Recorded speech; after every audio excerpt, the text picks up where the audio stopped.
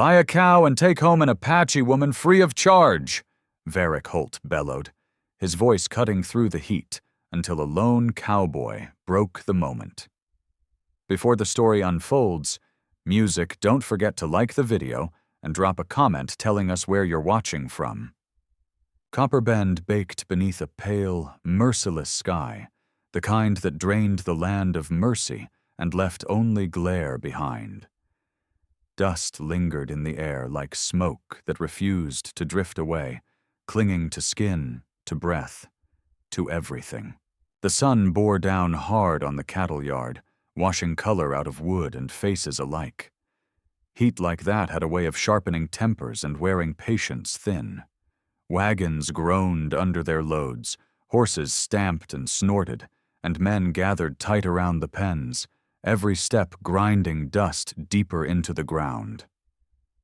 At the center stood a wagon that pulled every eye, not because of the cow tied beside it, but because of the woman standing there.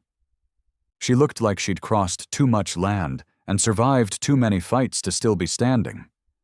Apache, mid-20s, barefoot, soles caked with dirt, small cuts marking every step she'd taken.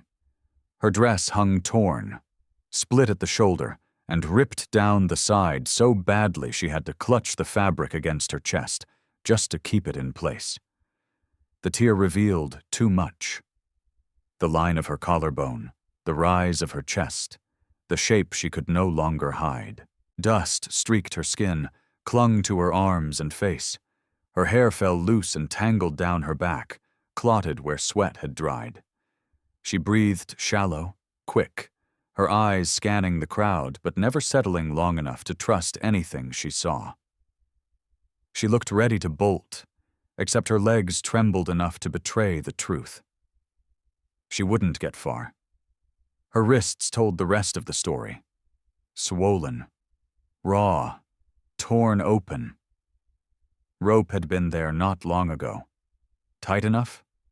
Long enough. Sihara did not belong here. Not in this town. Not in this moment. Not in front of men who grinned like they were bargaining over livestock. She didn't speak. She didn't cry. She just stood there, trapped in silence, holding herself together by will alone in front of strangers who wouldn't care if she dropped dead before sunset. Varric Holt seized her arm again and yanked her forward. "Comes with the cow. Apache girl's part of the deal," he shouted, loud enough for the whole yard to hear. "Strong back, quiet mouth, no complaints. Best bargain you'll see." Laughter broke out. Someone clapped. Another man whistled low. One voice muttered she'd outwork most wives. Another tossed out a crude remark that drew even louder laughter. None of it touched her eyes. She kept her gaze down, fixed on the dirt, jaw locked so tight it looked like it might crack. She'd heard worse before. She expected worse still. Her stomach twisted, threatening to turn, but there was nothing left inside her to bring up. Her purpose had narrowed to one thing: survive long enough to escape. That was all that remained. Her people, gone. Her home, gone. No one searching. No one coming if she screamed. Only survival. Minute by minute. At the edge of the crowd, one man stood still while everything else shifted and moved around him. Tall, broad shoulders that could fill a doorway, shirt sleeves rolled, revealing forearms lined with old scars. His hat sat low, shadowing eyes that watched with quiet, measured intensity. Thorne Kessler had once worn a soldier's coat. Then he'd worked as a ranch hand. Then, piece by piece, he'd carved out a life of his own. 10 hard acres and a weathered cabin beyond town. He spoke little, trusted even less. Folks in Copper Bend knew only a few things about him. He didn't drink, didn't gamble, and didn't tolerate cruelty in his sight. Behind his cabin stood a grave beneath a cottonwood tree. Nobody asked about it anymore. He'd come into town for nails, salt, and to trade a sack of grain. That was all. A simple day. Keep quiet. Endure the noise. Ride back before dark. That had been the plan. Then he saw her. Something in his chest tightened hard. He knew that look. He'd seen it in war, on women dragged from burning homes, on men waiting for the bullet, on prisoners who stood upright long after hope had died. That mix of quiet despair and stubborn refusal to break. Something shifted inside him. No thought, no hesitation. He stepped forward. "I'll take her," Thorne said. His voice stayed even, but it carried enough weight to snap every head in his direction. Varric Holt blinked, thrown off. "Comes with the cow," he said. "Whole package." "Not the cow," Thorne replied. "Just her." A ripple moved through the crowd. Holt opened his mouth to argue, until Thorne set silver down on the rail. Real coin. Enough for the animal, enough to end the conversation. Greed won fast. Sihara caught her breath. She didn't know what this was. Rescue, or another sale. Her fingers tightened on the torn fabric. Her stomach twisted hard. Another man owning her. She didn't know if she could survive that, no matter how steady his voice sounded. Thorne didn't grab her, didn't shove her. He stepped back instead, gave her space. "You're coming with me," he said. "Come on." No force, no softness, just a statement, as certain as wind across open land. She stared at him, throat tight, heart hammering so hard it blurred her vision. She didn't move, not until Holt shoved her again and her balance gave out. She stumbled forward, and Thorne caught her arm before her knee struck the dirt. Not tight, not harsh, just enough to steady her on her feet. Then he released her at once. That small thing struck deep in her chest. Men didn't let go. Not once they had their hands on you. The silence that followed didn't sit well with the Dust Hollow folk. "So what now, Kessler? You gonna break her in first?" someone called out. "Or just work her till she drops?" another voice added. Thorne Kessler turned his head slow. His eyes gave nothing away. Flat, cold, unreadable. But there was something in them that carried farther than words ever could. Even the drunkest man there swallowed whatever else he had to say, and looked away. Thorne wasn't loud. He didn't need to be. He helped Sihara up onto his horse. She hesitated, her whole body trembling. Every instinct in her screamed not to trust him, but there were no good choices left. Run, and she'd die before she made it past the ridge. Stay, and she already knew what that meant. So she climbed up.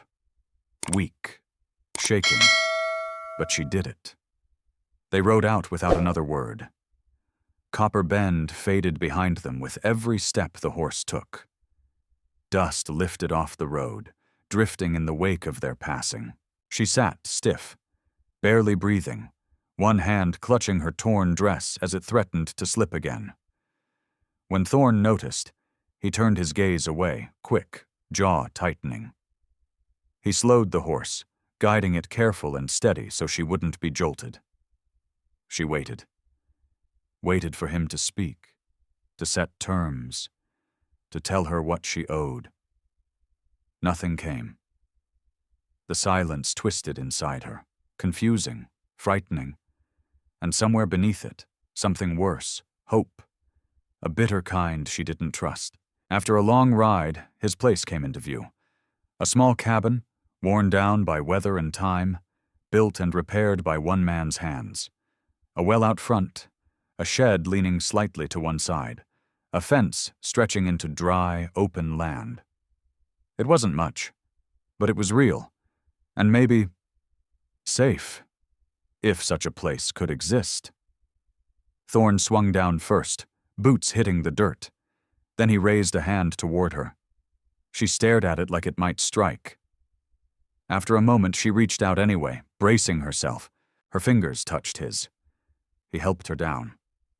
Slow, careful, nothing forced. Inside, the cabin held the faint smell of old smoke and stew long since gone cold. One bed, neatly made, a table, tools hanging in their places, a worn chair by the stove, everything simple, everything used, everything in order. A life without comfort, but not without control.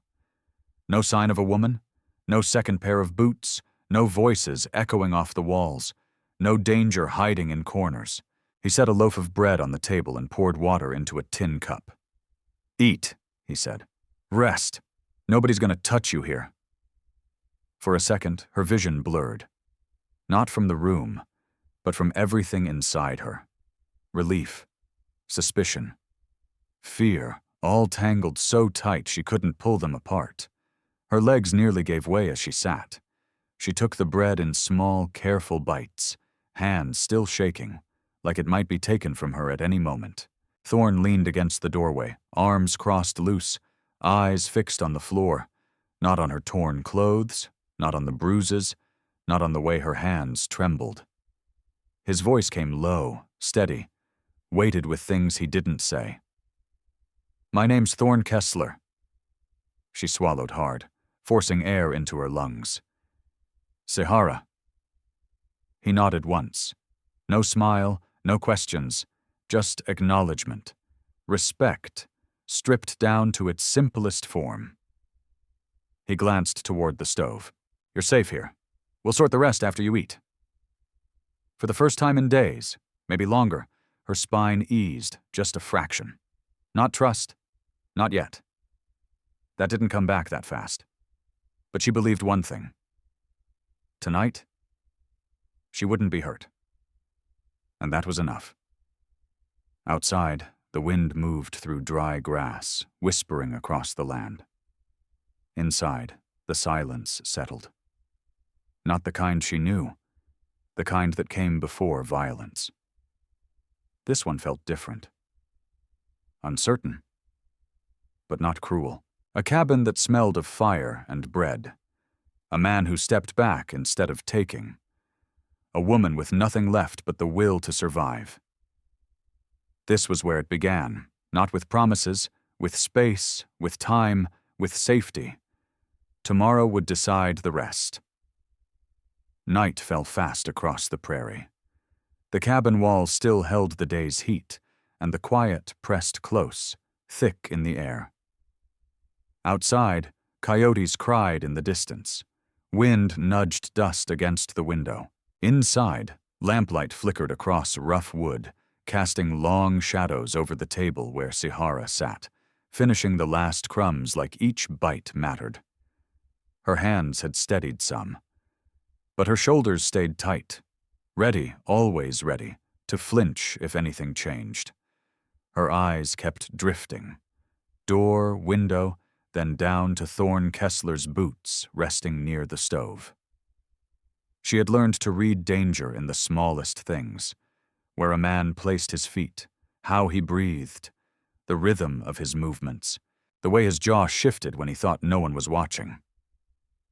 Thorne moved steady, deliberate, almost careful. He didn't pace, didn't circle her like she was something to claim, didn't stare at her torn dress. Each time the fabric slipped at her shoulder, he cleared his throat and looked away, busying himself with nothing, adjusting the stove, checking the lantern wick, anything to give her back a piece of space. After a while, he spoke. Low. Even. "You should get some sleep. You're worn clear through." He nodded toward the bed with 2 fingers. Not a command, just a direction. She stiffened, just a little.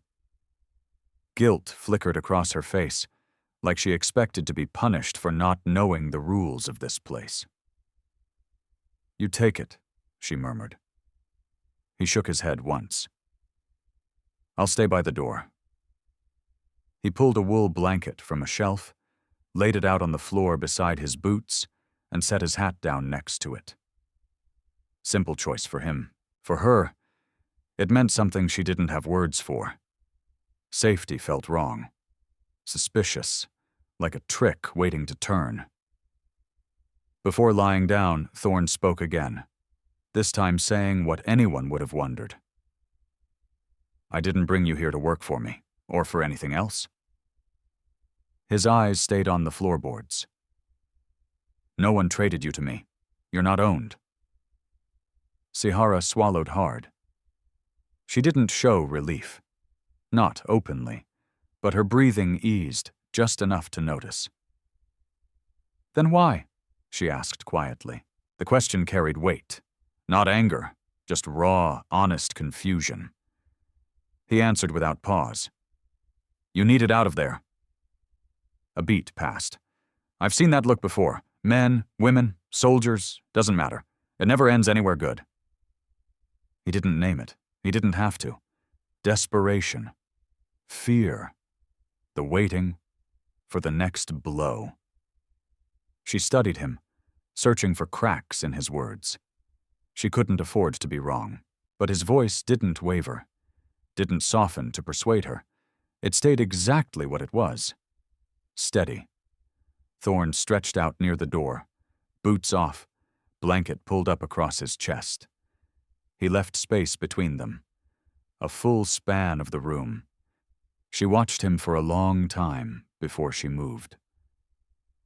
When she finally stood, she adjusted the torn edge of her dress at the shoulder, gripping the fabric tight like it might fall away and leave her exposed again. She crossed to the bed slow, testing the idea of comfort like it might turn on her. She lay on top of the quilt, not under it. Curled inward, hands drawn close to her face, ready to shield herself if anyone reached for her in the dark. Old instinct. Deep survival. Thorne heard her breathing settle, but tension still ran beneath it like a wire pulled too tight. He closed his eyes. Didn't sleep. Years of waking at the smallest sound, at memories, at echoes of gunfire that never fully left his head. For a long time, neither of them spoke. The lantern dimmed. Outside noise faded. Only the wind remained, dragging low across the prairie. Then Sihara broke the silence. Her voice was fragile, but steady enough to hold. My people. They're gone. A pause. Gravewind Syndicate came. Some died, some scattered. Another breath. I was taken. She said no more. She didn't need to. The pain lived in every word she didn't speak. Thorne didn't ask questions, didn't dig deeper, didn't pretend to understand what he hadn't lived. And pity, that only cut deeper. He said just one thing. No one's taking you from here. It wasn't soft, wasn't poetic, just truth. A man stating what he'd do, no matter the cost. The words settled into the room, heavy and solid. Sihara let out a slow breath, long enough for the exhaustion to catch up with her and pull her closer to sleep. Her hands loosened, not fully, but enough that her nails no longer bit into her palms.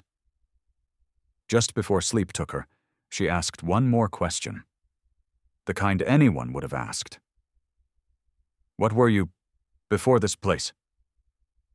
Thorne Kessler's jaw tightened slightly. He stared up at the ceiling for a long moment before answering. A soldier, he said. Then a man trying to carve some peace out of empty land. A pause stretched between them, still figuring out that second part.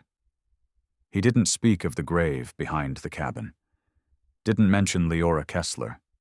Didn't speak the name Kyle Kessler, the child who never drew breath. But the weight of them filled the room anyway. Quiet. Heavy. Sihara didn't know the story, but she felt it. Loss recognized loss. She whispered something soft in her own tongue. Maybe a prayer. Maybe a good night. Thorne couldn't tell. At last, he closed his eyes. Sleep came slow, like it always did, rolling in waves that never fully settled. Sihara kept watching the door, the window, until her breathing evened out. One arm rested across her stomach, The other stayed close to her throat, guarded even in rest. Then her body gave in. For the first time in days, she slept without rope cutting her wrists, without voices shouting in her ears. And for the first time in months, Thorne slept with another person under his roof, and didn't feel the walls closing in around him. Outside, moonlight stretched across the dry land. The cabin sat still, like the prairie itself was holding its breath. Morning would bring questions. What would she choose? Stay or run? Could silence turn into trust? Could trust become something more? But for now, they slept. Two strangers, not bound by fate or fire, but by something quieter. The stubborn act of giving another human being room to breathe. Tomorrow would begin the work. Food, labor, and the long road toward trust. Dawn crept in slow. Thin strips of sunlight stretched across the cabin floor. The stove still held a trace of warmth from the night before. Thorne woke first. Men like him always did. Years of expecting trouble before sunrise made sure of that. He didn't move right away. Just listened. Wind brushing the land outside. A hen from the ash peck flock scratching near the steps, and behind him, the steady breath of someone still asleep. He pushed himself up, working the stiffness from his neck, then pulled on his boots. When he turned, he saw her, still curled in tight, blanket barely covering her legs. Her face looked softer now. The strain from the day before eased away. But her hands told the truth. Still close to her chest, like even sleep didn't trust peace. She stirred. Her eyes snapped open fast. Too fast, like she expected something worse waiting for her. Then she saw the cabin. Not a wagon, not a camp, just the same quiet walls. Her breathing eased. Not much, but enough. Thorne gave a small nod. Morning. She didn't answer right away. Her throat moved, like she had to gather herself before speaking. Morning, she said softly. He poured water into a tin cup and set it near her. She sat up slow, adjusting her dress again, covering what the torn cloth couldn't. He noticed how stiff she moved. The pain wasn't just from bruises. It was from being handled like something owned for too long, forgetting how to move without fear. While she drank, Thorne stepped outside. He didn't want to crowd her. And truth be told, he needed the air himself. Morning dust under his boots, solid ground beneath him. The kind of simple steadiness a man leaned on when his thoughts wouldn't quiet down. He checked the corral, the water trough, the nearest stretch of fence. Not because anything was wrong, just habit. Routine kept a place running and kept a man's mind from wandering into darker places. Inside, Sihara stayed still for a moment, listening, testing. No shouting, no threats, no sound of locks sliding into place. Slowly, she rose. Her steps across the floor were careful, almost silent. Then she stepped outside. The wind caught her hair, lifting it slightly. She blinked against the open land, stretching in every direction. Nothing but sagebrush and a sky too wide to hide beneath. She wrapped her arms around herself, not from the cold, but from habit. Modesty. Protection. "What do you want me to do here?" she asked. The question carried weight. She needed to understand her place, needed to know if staying alive here came with a price she hadn't been told yet. Nothing. Thorne Kessler leaned against the porch rail, keeping his gaze off her so she wouldn't feel pinned down. "You rest, eat, get your strength back." She frowned slightly, confusion tightening her features. "You don't want work?" she pressed. "No labor?" Her voice sharpened, her face turning away as if bracing for correction. No. His answer came firmer this time, not anger at her, but at the idea she believed she had to earn her place. He let out a breath, lowering his tone. You're not here to pay anything back. You don't owe me a thing. Something shifted in her expression. Not relief, not yet. Confusion, mixed with something raw and unsteady. In her world, people didn't give without taking. Not here, not anywhere she had known. Thorne saw her scanning the yard again, like she expected riders to come tearing down the road to claim her back. He pointed toward the trail. No one's coming after you. I checked yesterday on the way in. Checked again this morning. He hadn't said that before. She blinked, letting it settle. He had been watching for danger, before she even knew to look. That mattered. It didn't erase the fear, but it cracked it. You hungry? He asked. She gave a small nod. Hunger was easier to admit than fear. Inside, he cut bread, laid out jerky, then cracked 3 eggs into a pan. The smell filled the cabin quick. Warm, real, steady. She watched him, the way he moved without wasted motion. No complaints, no noise. A man used to solitude, used to routine. She hesitated before sitting, unsure if she should wait for permission. He nudged the plate toward her. Eat. She did. Slow at first, then faster. Thorne ate his own meal without staring, without watching her like she was something to measure. When he finished, he asked the question anyone would have asked. What's your plan when you're strong again? She froze mid-bite. She hadn't let herself think that far ahead. Running meant danger. Staying meant uncertainty. She swallowed, clearing her throat. I don't know yet. That's all right, he said. No judgment in it. You'll figure it. She studied him for a long moment, trying to understand him. Why he stepped in. Why he didn't look away like the others. Why he didn't reach for her like a man claiming what he bought. Why did you take me? She asked quietly. Not softness, just truth she needed. He rested his forearms on the table, scarred hands folding together. Because no one else did. A beat. And I've seen too many people left to rot when someone could have stepped in. Her eyes dropped to his hands. Large, rough, steady. Hands that could break a man, but hadn't touched her that way. You had a woman, she said softly. A wife? He didn't answer right away. His jaw shifted. Yeah. Where is she? He kept his voice plain. In the ground, out back. No anger, no tremble, no story, but the weight of it filled the space anyway. Fever took her, took a child too. Sihara lowered her gaze. Loss knew loss. I'm sorry, she said quietly. He gave a small nod. No more than that. They finished the rest of the meal in silence. Not a hard silence, just 2 people carrying their own broken pieces, learning how to sit without bracing for impact. Afterward, Thorne stood and reached for his coat. Got to check the north fence, he said. You can stay here. She looked at the open doorway. Freedom. No rope, no guard.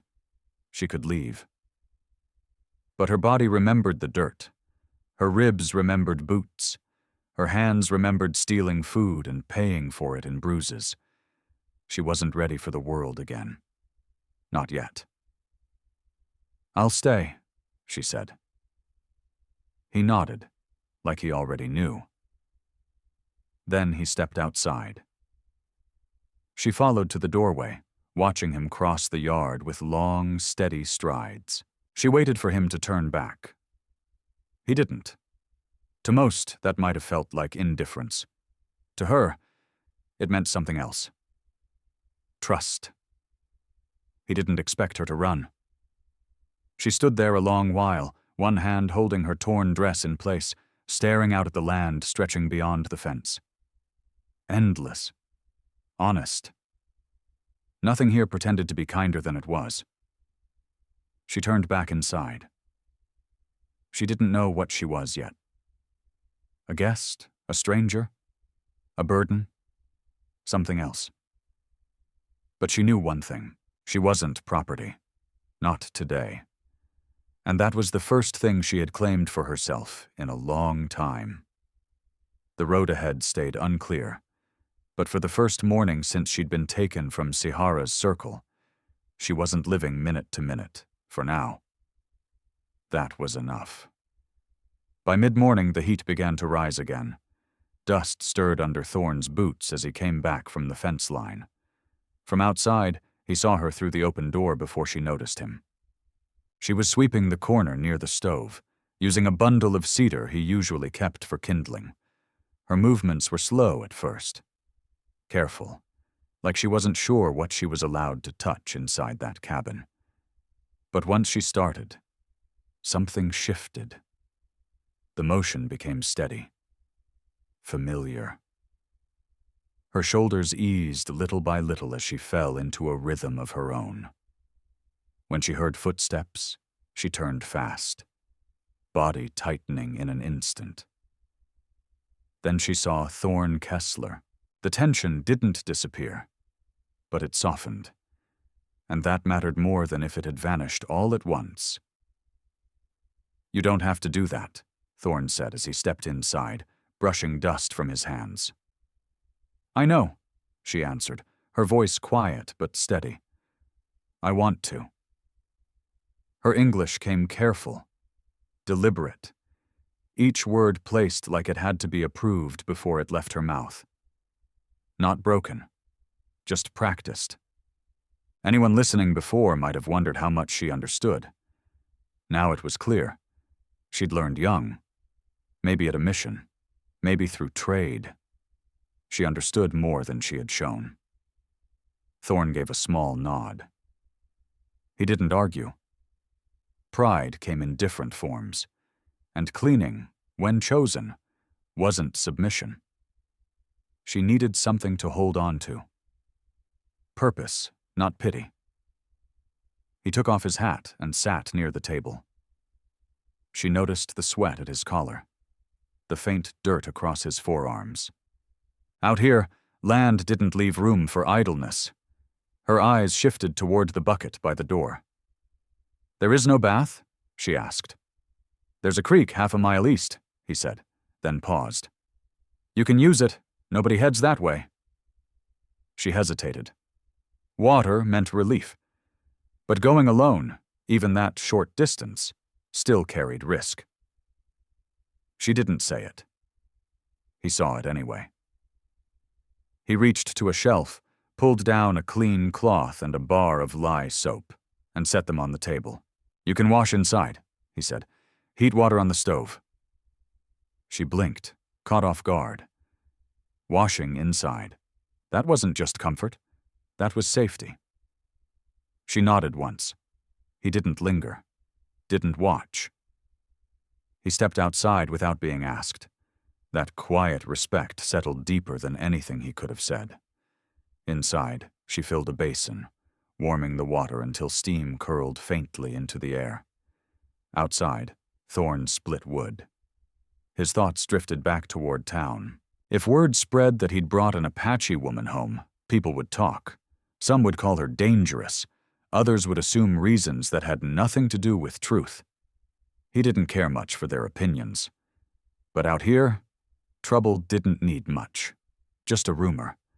He'd deal with that when it came. Inside, Sihara washed. Warm water cut through the dust on her skin, easing soreness from her shoulders. Each pass of the cloth felt like stripping something deeper away, something that had clung longer than dirt. Humiliation. She scrubbed hard at first, then slower when her body reminded her how worn down it still was. The torn dress clung to her as it soaked through. She glanced down at it, not out of vanity, but necessity. "I cannot stay like this," she murmured under her breath. She didn't expect him to offer anything. She never expected kindness from strangers, but survival meant more than breathing. It meant warmth, dignity, the ability to move when danger came again. She wrung out the fabric and kept it tight around herself as she moved. When she stepped out onto the porch, her hair was damp, her skin clean for the first time in days. Still, her arms crossed over her chest. Habit more than shame. Thorne stood near the fence, stacking wood. He turned at the sound of the door. For a brief second, he paused. Not staring, just making sure she was all right. Their eyes met. Then his gaze shifted away again. Steady. Respectful. "I need clothes," she said plainly. "I don't take what isn't given, but I cannot wear this much longer." The honesty hung between them. She wasn't begging. She was stating what she needed. There was strength in that. Even now. Thorne nodded once. "I've got extra fabric," he said. "My wife used to sew. Didn't finish everything she started." For a moment, something flickered across his face. Gone just as quick. Sihara didn't ask. Loss didn't need explanation. It recognized itself. "I'll mend this," she said, "and make something new." "I'll get you what you need," Thorne Kessler replied. He stepped inside and came back with folded cotton, a needle, and thread. She accepted the bundle with care, almost like it meant more than cloth alone. Sihara sat down on the porch step, the sun warming her back as she began to stitch the torn seam at her shoulder. Her hands moved steady. Practiced. Thorne watched. There was no softness in her work, no delicate touch meant for show, only precision, the kind that came from needing things to hold together. After a long stretch of silence, she spoke without looking up. "You watch this land alone?" "Yeah." "No brothers, no men with you?" "No," he said. Then, after a pause, "Not anymore." She gave a small nod, taking in the meaning behind those words. Then he asked, "Anyone coming to look for you?" Her hands stopped for a second. She shook her head once. "No one." No grief in her voice, just truth. Thorne studied her as she went back to sewing.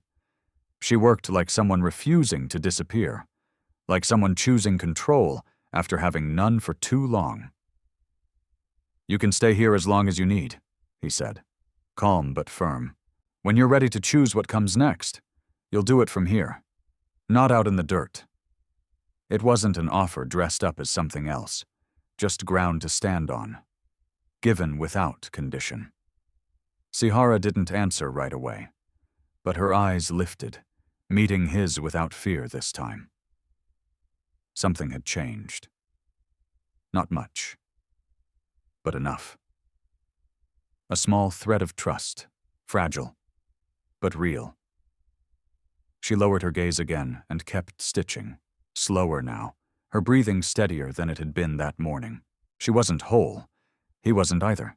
But the cabin no longer felt like a cage, and the land didn't feel like a grave. For now, that was enough. Out here, that was how belonging began. Not with certainty, but with space. The afternoon settled warm across the yard. Wind moved softer now, brushing dry grass along the fence line. Thorne finished stacking the last of the wood and wiped sweat from his neck with the back of his arm. Sihara sat on the porch steps, still sewing. Her hands moved smoother now. Each pull of thread drew the torn fabric closer to whole. She wasn't working toward beauty. She was working toward something stronger. Dignity. Readiness. Clothes meant control, and control meant safety. Thorne stepped onto the porch and leaned against a post, watching without interrupting. She noticed him, but she didn't shrink away. She just kept sewing. After a while, she spoke. You have neighbors? Closest one's 3 miles west, he said, eyes on the horizon. Don't see him much. A pause. Folks from town come through sometimes. Fence work, stray cattle, not often. She let that sit. Distance meant safety. It also meant being alone. Her gaze drifted across the land, measuring it. Open ground, no cover, no easy escape, no easy place to hide. She didn't fear him, not like before. But the world had taught her not to trust what it gave. Thorne saw it in the way she scanned the land. You're not trapped here, he said. His voice stayed even, no edge to it. I didn't bring you here to keep you. A beat. If you wanted to walk out that gate tomorrow, you could. Sahara nodded slowly. She believed him. Not completely, but enough that the tension in her shoulders eased just a little. Trust like hers didn't come all at once. It came in pieces. She set the sewing in her lap. I will stay. For now, she said quietly. Running again. Not wise yet. He didn't ask what she had run from, beyond the Gravewind Syndicate. If she chose to tell him, she would. He understood boundaries, lived behind his own. Thorne stepped inside and returned with a small cloth and a tin. He set them beside her.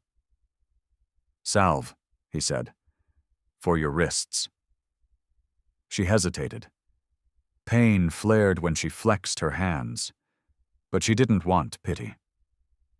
Still, she opened the cloth and applied it carefully. Thank you. He gave a short nod and sat on the top step, keeping distance, but not leaving. The quiet settled again. Not empty, just steady. After a while, Sahara glanced at him. Why do they laugh when they see you with me? What do they think? Thorne didn't flinch. They think a woman alone's always taken for a reason, he said, and a man alone's just waiting for someone to fill the space.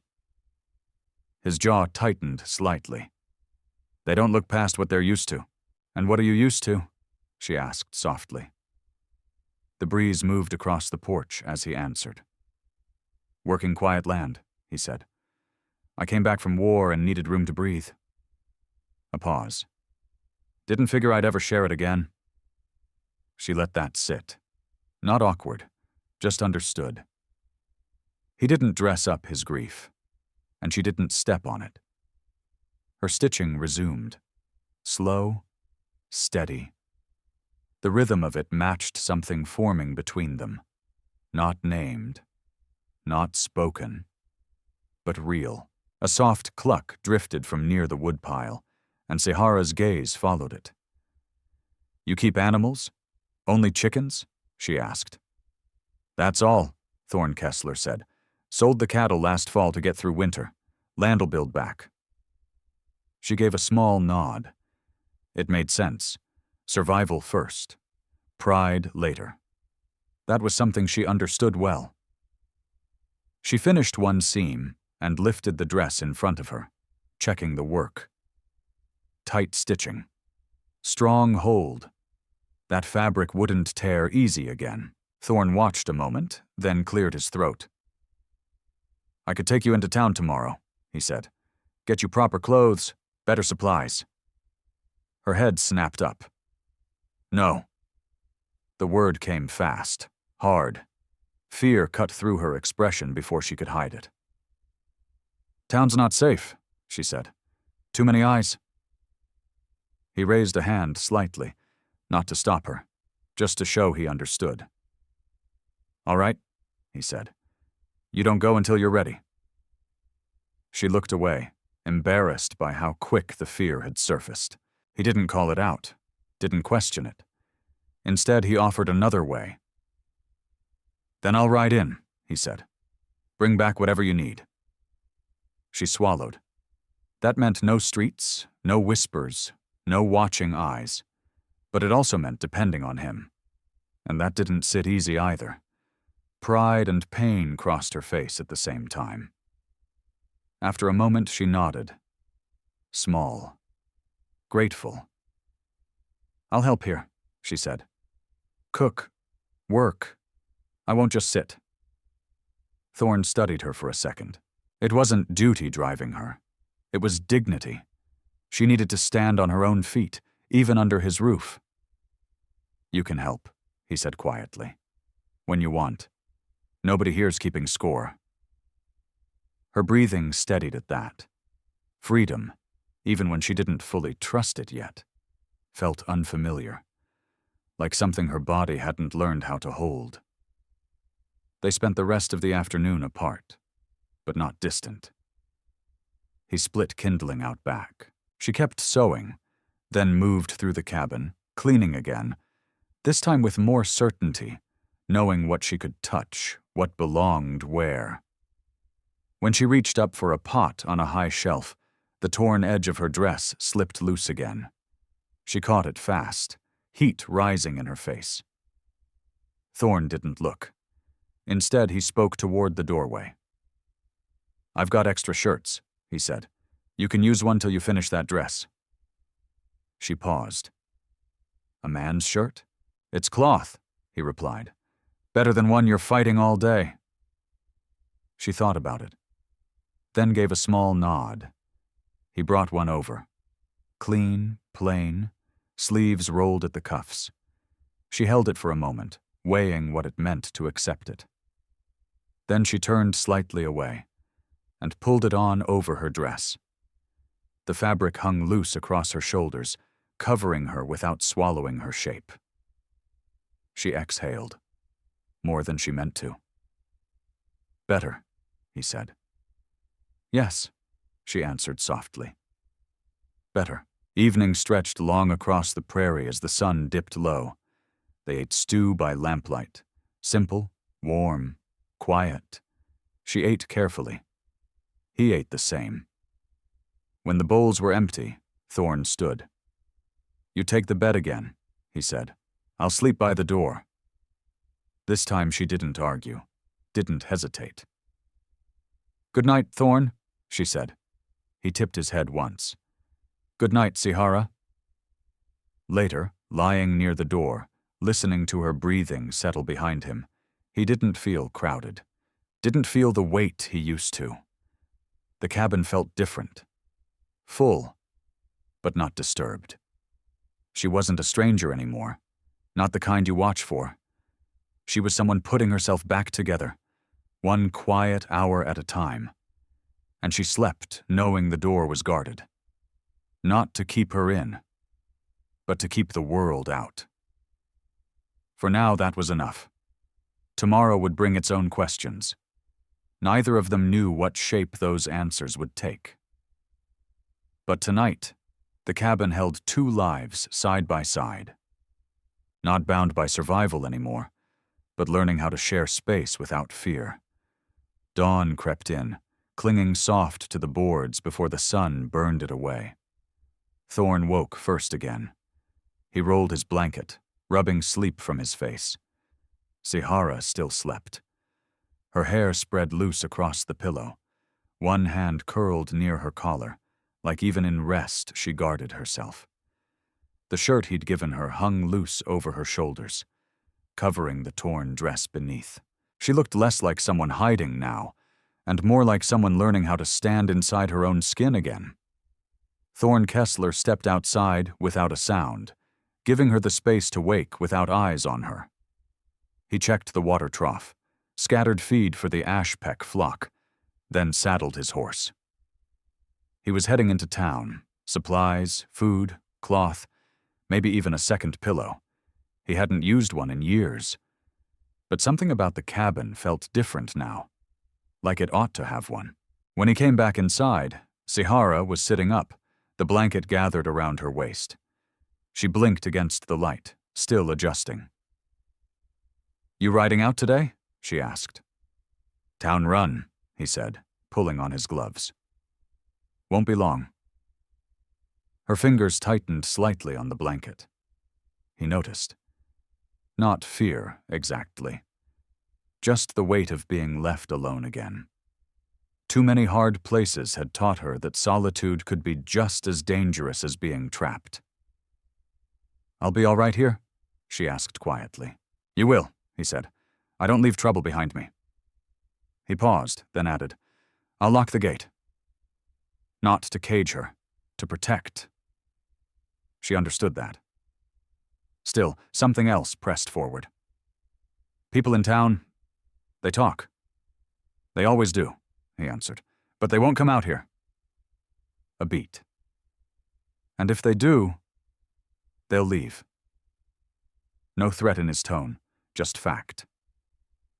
She nodded slowly, but the question in her eyes stayed. What if someone comes, thinking I belong to them? What if danger follows? Thorne answered it before she spoke it. If anyone comes asking for you, he said, voice steady, they won't get past me. She held his gaze, searching for hesitation. For weakness, she found none. He stepped outside, mounted up, and rode toward town. Sihara stood on the porch, watching until he disappeared beyond the ridge.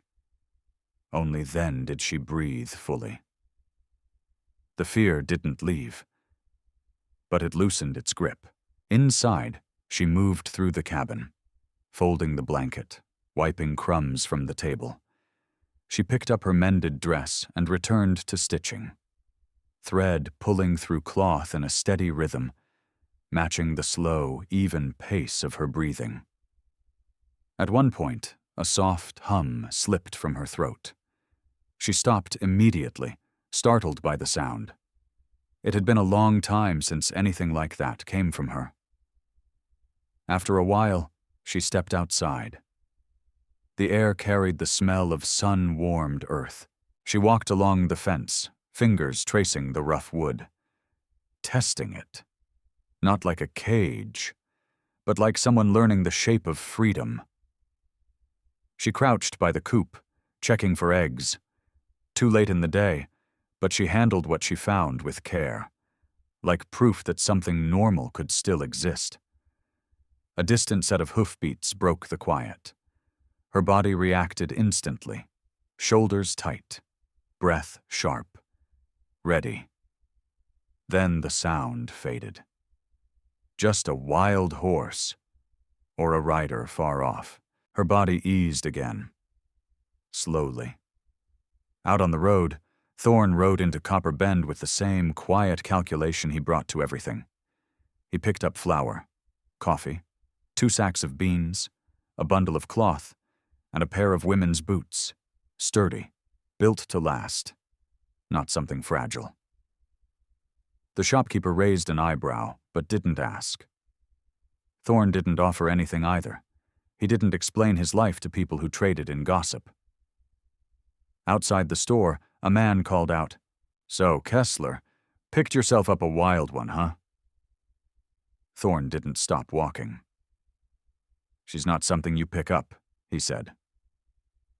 The man scoffed, but didn't push it. There was enough warning in Thorne's voice to end the conversation. Back at the cabin, Sihara set a pot over the fire, sleeves rolled, hair tied back with a strip of cloth. Her movements were careful, measured. There was something strange about doing ordinary things again. After chaos had been the only thing she knew, when she stepped outside to fetch water, she spotted a dust hair near the woodpile. It froze, watching her. Sihara lowered herself slowly, one knee touching the dirt, her palm open, her breathing steady. She didn't move closer. She understood frightened things. The dust hair twitched once, then bolted, vanishing into the brush. She didn't chase it. Freedom wasn't something you hunted down, not anymore. When Thorne Kessler rode back in, the smell of stew reached him before anything else. He tied off his horse and stepped onto the porch. Sihara looked up from the table. For the first time, her face wasn't guarded. It wasn't comfort either, just something in between. Worn.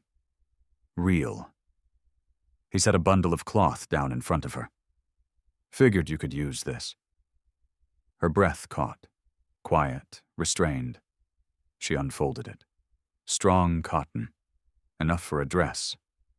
Maybe more. And these, he added, lifting a pair of boots. She stared at them. Then at him. "I'll pay you back," she said softly, her voice steady. "No need," he replied. "It's just what you need." "I will pay," she repeated. He didn't argue, just nodded. She deserved to hold on to whatever pride she had left. They ate in silence, not the heavy kind, the kind where nothing was hunting either of them. When the meal was done, Sihara spoke again, eyes fixed on the table. "If I make a dress and wear it, I will look like women in town. You'll look like yourself," Thorne said. "That's all that matters." She nodded once. That answer fit better than anything else. Night settled in again. Thorne laid his blanket by the door. Sihara took the bed, this time not curled in tight, but resting more naturally, though her hands still hovered near her chest out of habit. Before the lamp went dark, she spoke softly through the dim glow. "Thorne, I am not weak. I have lived through things, I know that." A breath. "But I don't want to fight everything, forever." His jaw tightened, not in anger, but in understanding. "You won't have to," he said. She exhaled slow. "Good." The lamp clicked out. Darkness settled in. Outside, wind moved across the prairie. Inside they rested, not as owner and rescued, not as strangers and burden, but as two people learning how quiet could exist between them. Trust wasn't complete. Safety still felt fragile. But fear didn't rule her breathing anymore, and he no longer felt the hollow weight of an empty house. Something steady had begun.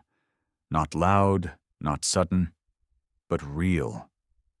Morning came slow, light slipping through the cracks in the walls, warming the boards. This time Sihara woke first, not with panic, just quiet awareness. She sat up, hair loose around her face, Thorne's shirt still resting over her dress. Her eyes moved to the door. He was already there. Boots on, hat in his lap, watching the horizon like he always expected something to come riding out of it. He glanced back when she stirred. "Sleep all right?" "Yes." Her voice didn't shake this time. He nodded once. Satisfied. She noticed something else. He looked less guarded, like sharing space with her didn't weigh on him the way it had before. He stood, pulling his boots tight. "Fence needs checking again," he said. "Water line by the creek, too." "I'll come," she said. He paused, not because he doubted her, but because he knew the land. "It's a long walk." "I've walked farther," she answered calmly. He didn't argue, just grabbed another canteen and handed it to her. "Stay close." She tied her hair back and followed him outside. The air was crisp, the earth waking under the morning light. She walked a step slower, but steady, eyes scanning the land. Not from fear, from habit. Thorne adjusted his pace without saying a word, keeping it even so she wouldn't fall behind. They moved along the fence line. She watched him reset a loose post, muscles tightening as he drove it back into place. Without being asked, she stepped in, holding the wire steady. It snapped tight. She didn't flinch. She'd worked before. Hard work. That much was clear. After a while, the question came, the one anyone would have asked. "If people in town ask who I am, what will you tell them?"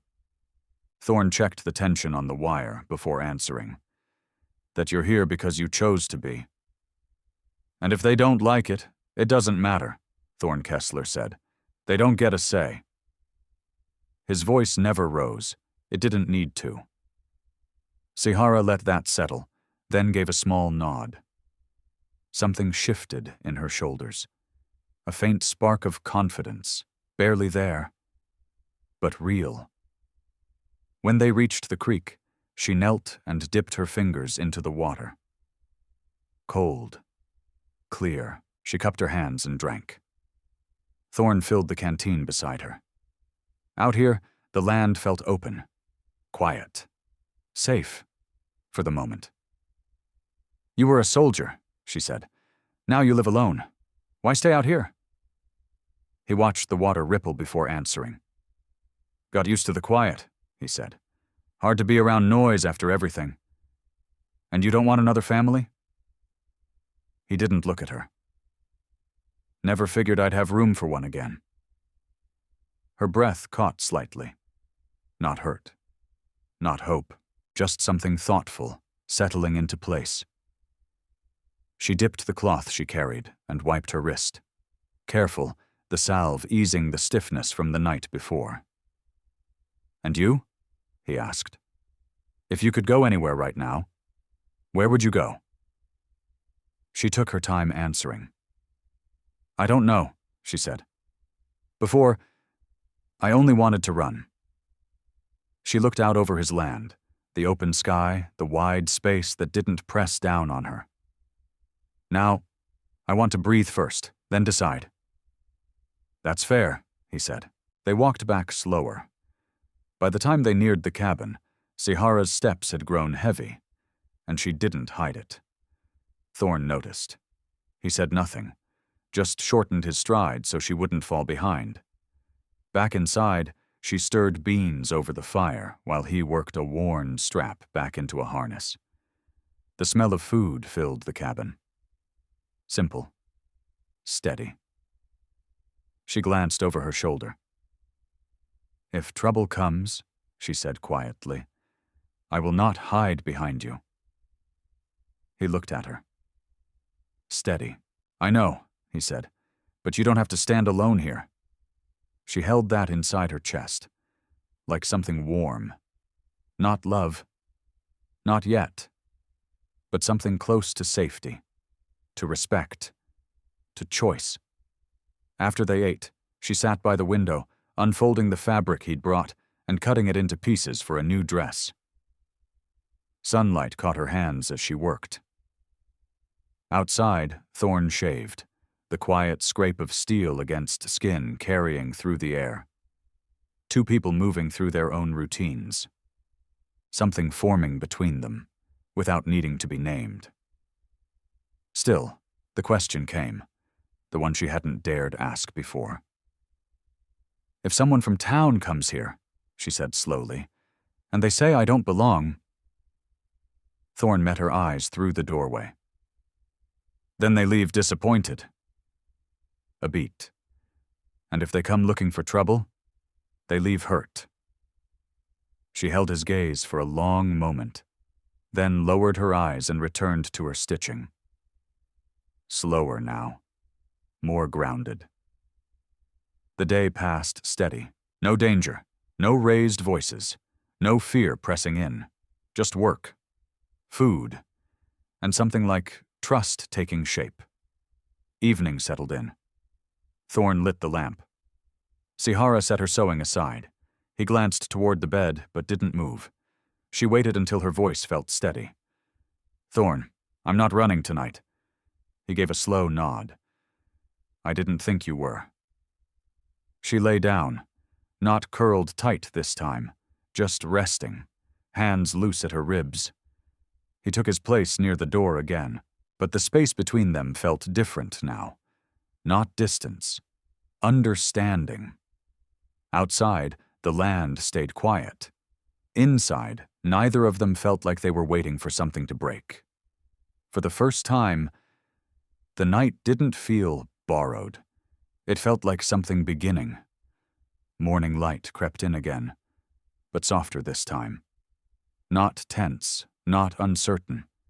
Just changed. Sihara woke to the sound of movement near the stove. Coffee brewing. The smell drifting through the room. She blinked, sat up slowly, and realized something. She hadn't curled into herself during the night. Her body had rested, forgotten fear, if only for a while. "You slept longer," Thorne said, not teasing, just noting it. "I didn't dream of running," she replied. That was enough explanation. He handed her a cup of warm water before the coffee, a habit built from watching too many people wake up weak. She accepted it, nodding quietly. As they ate, the next question came. Natural, unavoidable. "What will people say if they see me here for long?"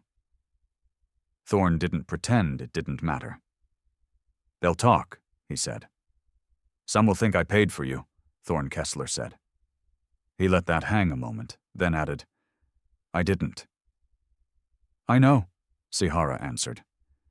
She said it like something she had come to understand, not something she was told to believe. "And some," he went on, "will think you're here because you've got nowhere else." She looked at him. "Do you think that?" she asked quietly. "No," he said. "I think you're here because you chose to stay one more sunrise." She held that in silence, letting the meaning settle deep before giving a small nod. After breakfast, she returned to her sewing. Sleeves first. Her hands moved steady now, strong, certain. Thorne stepped outside to check the smokehouse. The day moved easy, until the sound of hooves rolled in from a distance. Sihara froze, the needle stilled in her fingers. Thorne straightened too, listening. One rider. Slow pace, no rush, no attempt to hide. Still, she moved toward the corner of the cabin, instinct tightening through her body. Not crouching, not running, just ready. A voice called out, "Kessler." Familiar. It was Garin Pike, the older rancher from out west, a widower who worked his land steady and kept his talk simple. Not trouble, but never quiet for long. Thorne glanced back at her. "You don't have to hide," he said under his breath. She stayed where she was, but her shoulders eased a little. Thorne stepped outside. "Morning, Garin." Garin swung down from his horse, wiping sweat from his brow. "Fence by West Creek's down again," he said. "Figured you'd want to know." Then his voice dropped just a notch. "Heard things about the girl." Thorne didn't react.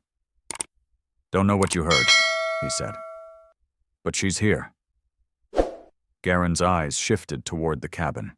He caught movement behind the doorway. Sihara stood still, watching him. Not pleading, not hiding, just cautious. Garin tipped his hat. "Ma'am." She didn't speak, just inclined her head slightly. It was enough. Garin looked back at Thorne. "Some folks in town running their mouths," he said. "Thought I'd ride out before someone else stirs up something worse." "Let 'em talk," Thorne replied, voice flat. Garin nodded. "I wasn't worried about you," he said. "Just figured she ought to know not everyone out there's a damn fool." Sihara's expression shifted. Surprise. Then a quiet breath she hadn't realized she'd been holding. Garin mounted up again. "Fence'll need fixing soon," he added. "But no rush. Winter's easing. Ground can wait a day." Thorne gave a short nod. Garin rode off, leaving dust trailing behind him. Inside, Sihara stepped out from the corner. Her shoulders loosened. "He didn't look at me, like the others did," she said. "No," Thorne answered. "Not everyone sees you as something to trade." She took that in slowly, then went back to her sewing, more careful now, like each stitch carried more than just cloth. "Soon," she said, "I will wear this dress." A pause. "And walk outside, like a person again." "You already are," he said simply. She didn't look up, but her throat tightened slightly. Later, she finished the bodice and held it against herself, measuring the shape of what it would become. Thorne watched from the doorway, not staring, just noticing the change taking place in front of him. You'll need boots that fit right with that, he said. A faint smile touched her lips. Tired, but real. You already brought boots. I'll get better ones if those don't suit you. She studied him a moment. You think ahead. A lot. Old habit, he said. War teaches you planning keeps people alive. She met his eyes. I am not a battle, she said quietly. You don't have to guard every breath I take. He considered that. Maybe I do, he said. Until you're only fighting the fights you choose. She held that in silence, like warmth settling into cold ground. Outside, the land lay quiet under the fading light. Inside, something steadier settled between them. Not because danger was gone, but because choice had come back. When night settled in, Sihara folded the cloth in her lap and smoothed it with care. Thorne Kessler, she said softly, like she was reminding herself she had the right to speak first now. Tomorrow. I tried the dress. I'll be here, he answered. You think it will fit? It will, he said. You made it strong. She lay down, not curled in tight this time, just resting. Thorne took his place by the door again, but the space between them no longer felt like a barrier. It felt like something held steady, until she chose otherwise. Sleep came easier for both of them. Outside, coyotes called across the distance, but the cabin stayed quiet, holding two lives that weren't tangled yet, but slowly tying themselves together in careful, deliberate ways. Tomorrow would bring the dress, and another step toward the life she was building, one stitch at a time. Morning came clean and warm. Sihara woke without tension. No flinch, no bracing for what might come next. She sat up slowly, smoothing the pieces of her dress laid out from the night before. Thorne was already at the table, cleaning his rifle, not because danger stood waiting, but because routine was part of him. You ready to finish it? He asked, nodding toward the fabric. Yes. No hesitation, no tremor. She worked the needle through cloth with slow, steady hands. When she lifted the dress and tied it at her waist, she paused. Her fingers brushed along the seam. It fit. Her work. Her shape. She straightened without thinking. Thorne looked up, saw her standing there in the doorway's soft light. The dress wasn't fine. Wouldn't turn heads in town. But it was clean. Strong. And it was hers. His breath caught, not out of desire, but recognition. She didn't look like someone hiding anymore. She looked like someone taking her life back. You did good work, he said. She held his gaze. I feel like I belong in my own skin again. He nodded once. That mattered more than anything else. He reached for his hat. Need to check the fence by the creek again, he said. Garen Pike said coyotes been circling nearby. I'll come, she said. You sure? Yes. She tightened the small leather belt she'd made that morning. I don't hide now. They walked side by side, her steps steady, her shoulders squared. The wind lifted her hair, but she didn't shrink from it. She faced it. On the ridge, Thorne checked the fence posts and wire. Sihara gathered dry branches for the stove. The silence between them felt natural now. Not forced. Not fragile. Halfway through, the sound of hooves rose again. Closer this time. More than one rider. Sihara tensed, her grip tightening around the branch in her hand. Thorne's jaw set. He stepped slightly in front of her, not blocking her, just marking where he stood. Two riders crested the ridge. Town men. Uneasy, but not hostile. One raised a hand. Kessler, he called. Just checking through. Heard some drifters spotted east. Sheriff's telling folks to stay sharp. Thorne eased slightly, but not all the way. Sahara remained just behind him, not hiding. Ready. One of the men noticed her. His eyes moved from the dress to Thorne, then back again. There was curiosity, maybe judgment, but no cruelty. Nothing like the town square. "She's with me," Thorne said, steady. The man nodded slowly. "That's your business." The other tipped his hat toward Sahara. This time she didn't lower her gaze. She met the gesture calmly. Equal, not less. The riders moved on, dust trailing behind them. When they disappeared beyond the ridge, Sahara finally loosened her grip on the branch she'd held like a blade. Thorne Kessler watched her, his voice quiet. "You did right not lowering your head." "I'm tired of being small," she said. "You're not." She looked out across the land, eyes steady. "They didn't speak badly." "No," he said. "Word's been spreading. You under my roof. Some respect it, some don't." "There will always be some who don't," she answered. She drew in a breath. "Then I stand with the ones who do."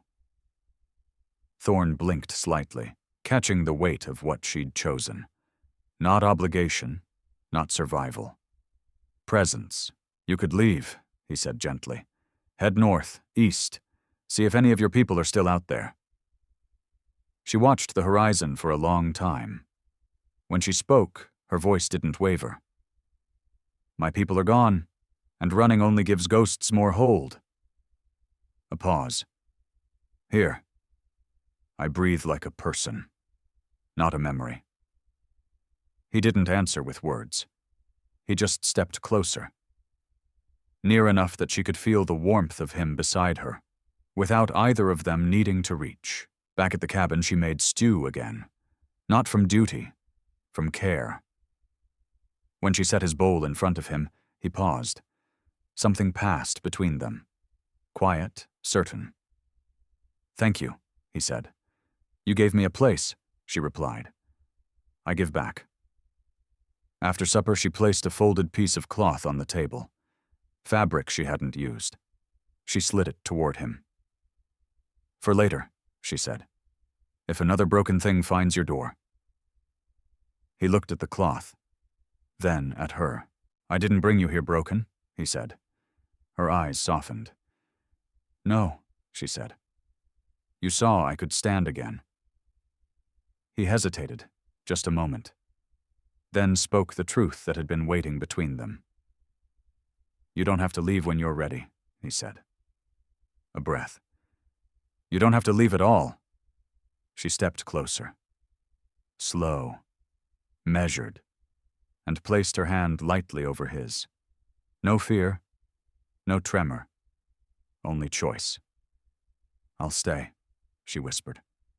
"If you want company, not a burden." His hand turned beneath hers, fingers closing gently. "You're no burden," he said.